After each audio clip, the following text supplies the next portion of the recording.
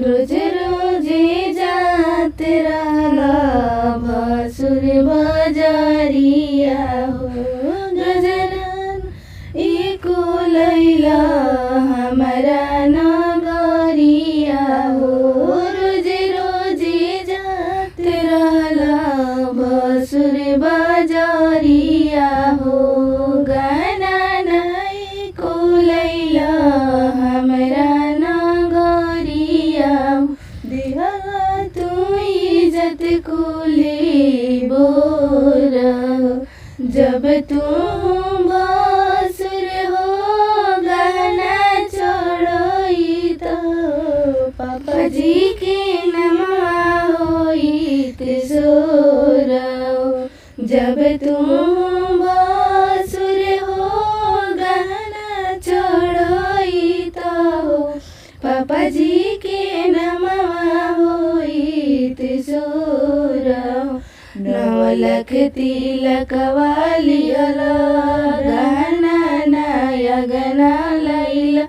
चाचा जी के इज्जत दियला बोर 9 लाख तिलक वालियला गहना नया गना लैला चाचा जी के इज्जत दियला बोर जब तू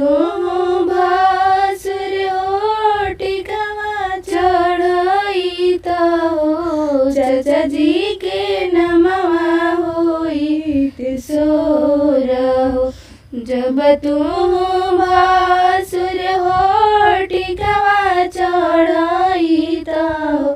चाचा जी के नमवा होइत सोर। बहिनी के बेचला भसुर भुआ के बेचला हो तबो न लैला गहना चोर बहिनी के बेचला भसुर भुआ के बेचला तबो न लैला गहना चोर जब तू भसुर हो हरवा चढ़ई तो